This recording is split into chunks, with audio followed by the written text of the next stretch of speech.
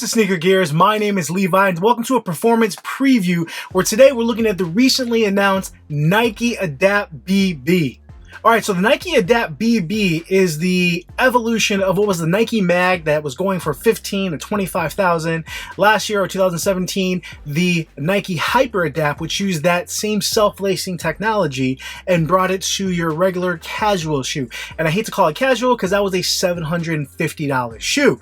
But it was never really declared what that shoe was for. If it was for running, if it was for casual. So it's neither here nor there. We now have a dedicated specific sport of the Adapt BB, which is for basketball. Now this, they have brought the price down now to $350, which is quite a bit more palatable than what was going on in the past. But in the world of basketball, that's still a lot of money.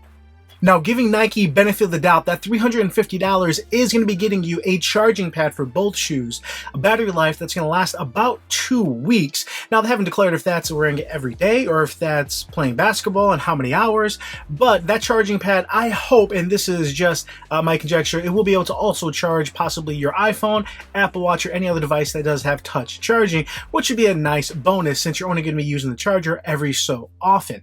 Now, for those who are trying to be pragmatic about this, even if we say it's capable of that, let's say that's a $100 value. You now have a $250 basketball shoe. Now, something Nike was not very strong in saying what this shoe provides as far as, hey, it tightens itself. It's going to adapt you, which is really cool. And the first example of that will actually just be in a couple weeks when we'll release the first new feature for this always evolving platform, which is the ability of the athlete in the app to actually create and select their own preferences for fit. So think about this on the basketball court. When you're actually on court in game, you need maximum lockdown. So you would set that preference when we're actually on the court in competition.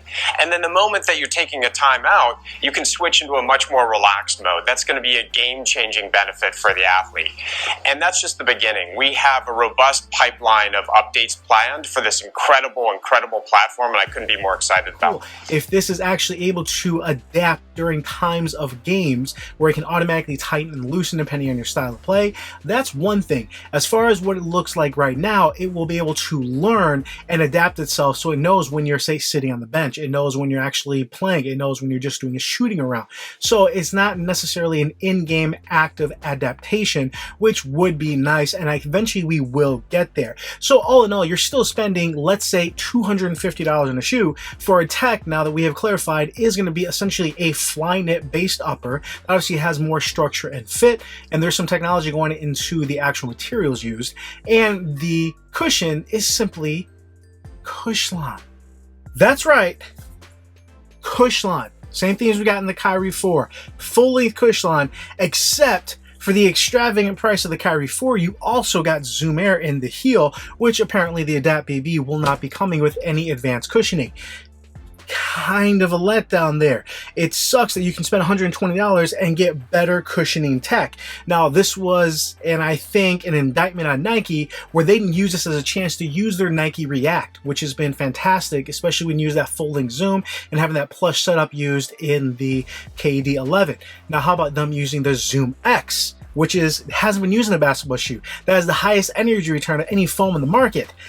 No, we're getting Cushlon. So if you guys want to know how the Adapt BB is going to play or feel, you got it right here, which is not all that bad. Now, if you look at the traction appears to be based kind of with the KD11. Again, not great, but not all that bad either, but it's not revolutionary. If we're looking at the technology of this shoe and how it's going to increase performance, it's essentially tying your shoelaces for you. I don't know about you, but pretty much everybody in NBA has a six-pack. They can bend down and tie their own laces. And we've had this technology before. It's called Velcro. Not to mention, Adidas actually just beat Nike to the punch, launching a kind of pre-launch in December. I used those for a few weeks and they didn't quite fit, so I got to get my right size. They will be launching more widely available, but the Adidas Next Level is a shoe that has, wait for it, no laces. Not the battery, not the tightening system, not the motors, nothing advanced. Guess what? No laces. You want to talk about something that's next level and pardon the pun there, the Adidas already beat them to the punch. What's more advanced, having a shoe you don't have to tie or think about, or having a shoe that you'll use your phone to tighten? Now, for all those hoopers out there, how many guys have their phone with them on the court? You're either leaving it in your bag or you're leaving it in the locker. This is not something where it's actually that helpful. You can change the lights on it. That's great. Okay, so what happens when my 250-pound guy steps on my shoe, when it's getting kicked, when you heel drag? Basketball is an aggressive sport where you're putting a lot of force in the shoe, it gets a lot of wear and tear, and it's kind of weird to say, I'm going to use a $350 shoe to play this. Now, the next level price point that I've seen the closest to it was the Jordan 28, and that was $250, and that brought with it a lot of advanced materials. One of which I'm a huge fan of, and I hate not seeing it, especially when you have high price shoes, and that's carbon fiber. Guys, $350, we can't get carbon fiber somewhere on the shoe. We can't get some advanced tech, whether it's titanium or just something cool besides, hey, look, your shoe ties itself. That's for my grandfather who can't actually bend down. It's technology that seems more hype and more creative, and obviously took a lot of work. So I appreciate the engineering that went into it, and I think it is really cool. But at the end of the day, it's just tying itself, and you're getting a shoe that's not going to perform much better than what the Kyrie is. Now, it's funny that they use Jason Tatum as the launch athlete, because he, one, plays with Kyrie. Two, you can't use Kyrie because he has his own signature line. But three, that is the shoe he uses. Jason Tatum, he uses the Kyries pretty much all the time. So he was able to put this shoe on and be familiar with it, be able to say, hey, this feels great. It feels almost the same, except I don't have to bend down and tie my shoe because, you know, I'm 7 feet tall and I can't reach my toes. Yeah, I'm being sarcastic. All in all, it is a shoe I'm excited for, and I do appreciate they have come down in price at that $350 point. As someone who reviews shoes and I want to bring you guys the best information, it's something I kind of want, but it falls in the case of the Jordan 33. And if you guys haven't heard what happened to me, I have the Jordan 33. Or had, it broke on me in about 2 months. The fast fit system just crapped out. And Nike's fantastic customer service is if you bring it to one of their stores, you can replace it for whatever shoe they have in store. You don't get a gift card, you don't get a replacement. Hence, I couldn't even get another Jordan 33, and I couldn't use a gift card to possibly get when it does come out online. Great customer service there. So if your Adapt BB does break down in any facet, you're probably not getting another one. You're gonna have to go to the store and spend $350 on, I don't know, some Kobe's or LeBron's or whatever else you want to get, but probably not the shoe that you bought and really want if and when these possibly break down. Now, there's still a chance these are going to be more for collectors, and I can say at least for casual wear, these are going to be better for casual wear than the Hyper Adapt because at least it is Cushlon and they are going to have some measure of durability. But for being used on the court, I'm anxious to see who plays in them, what do they have to say. A lot of feedback around the traction of the shoe, and it was overwhelming that people were loving the traction. We were really trying to figure out what it was about the product itself that was generating that feedback. So we worked with our sports research lab, and we did some work with a research organization, a university, and we actually took x-rays of, and I think you'll see some of the pictures here, of athletes cutting in the product. And so we could understand exactly what the foot was doing in the shoe. And we were able to prove in a university, an independent university environment, that we're able to provide up to a 40% improvement in lockdown and containment of the foot inside the shoe.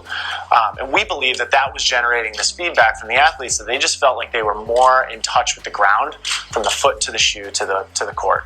I don't know if I'm going to spend my hard-earned money on it. Don't have any sponsors yet where people are going to send them our way. But it's not a shoe that I would say as a hooper and for someone who's playing basketball, you should be excited for.